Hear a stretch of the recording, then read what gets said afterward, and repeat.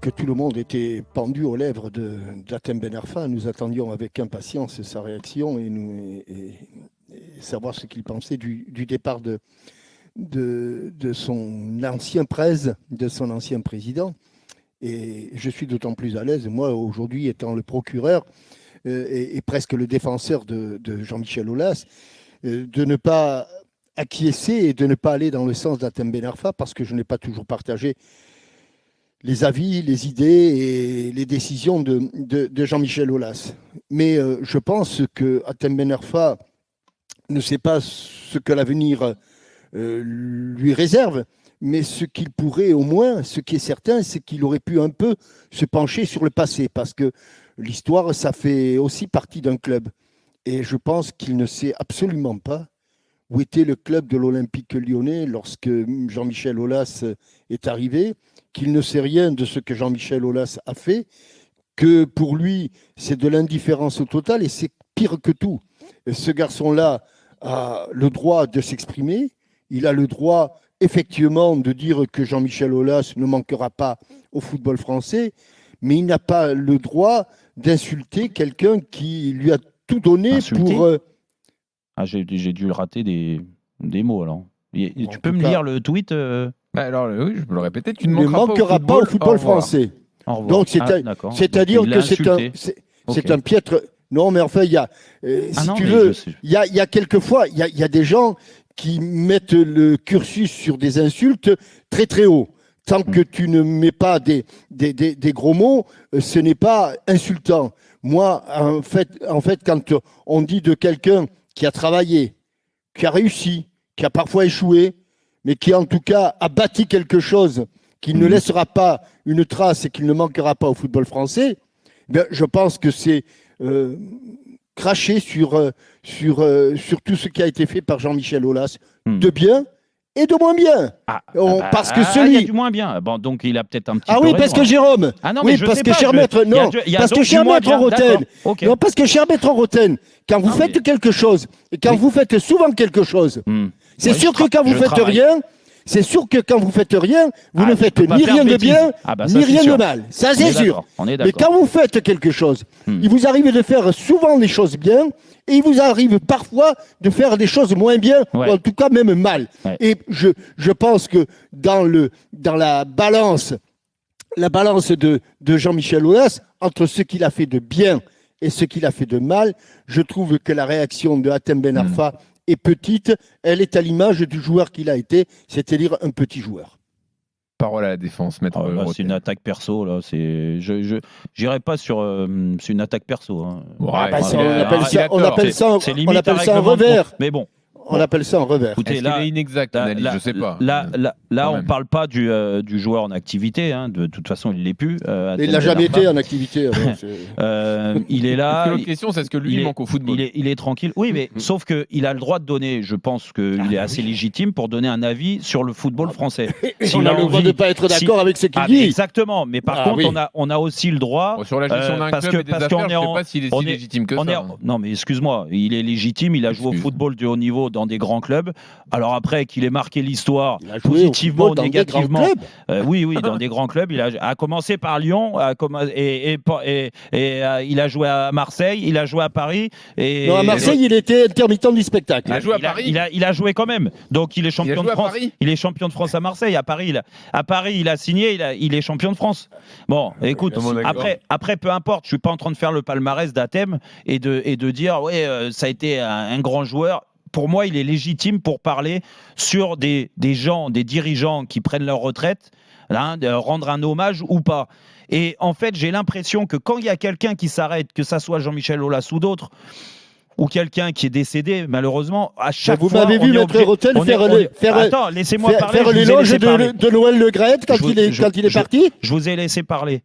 Laissez-moi parler. Qu'on est obligé de parler en positif. Non, il n'y a pas cette question-là. Et moi, je veux défendre mon client par rapport au fait qu'il a quand même droit de communiquer et de voir un peu plus large que juste un règlement de compte. Parce qu'en effet, je l'ai eu au téléphone, Hatem Ben Arfa, pour essayer de comprendre son tweet. Déjà, la première réaction qu'il a, il dit « Non, mais Jérôme, c'est pas un règlement de compte avec Monsieur Aulas. Monsieur Aulas a été mon président, peu importe. Qu'est-ce que il y a eu des bonnes choses, il y a eu des moins bonnes choses. Lui, il fait un constat sur ce que Jean-Michel Aulas a apporté au football français. Oui. D'accord ? Donc, il reste... il a apporté beaucoup au football français quand même. Attends, c'est pire encore. Non. Il reste sur les années de Jean-Michel Aulas à la Fédération française de foot. Et ce qui me fait bien rire, c'est que c'est vous, Monsieur Larquet, qui défendez Jean-Michel Aulas par rapport à ce tweet-là, alors que vous êtes le premier à dire, et je me mets avec vous, que la Fédération française de foot, sur les dernières années, on ne peut pas dire que l'image était nickel. Mais je suis d'accord. Je suis d'accord avec Jean-Michel Aulas. Mais que je sache, il n'était pas le président. Toi, laisse-moi parler. Et Monsieur Larquet, laissez-moi parler. Tweet pour la Fédé.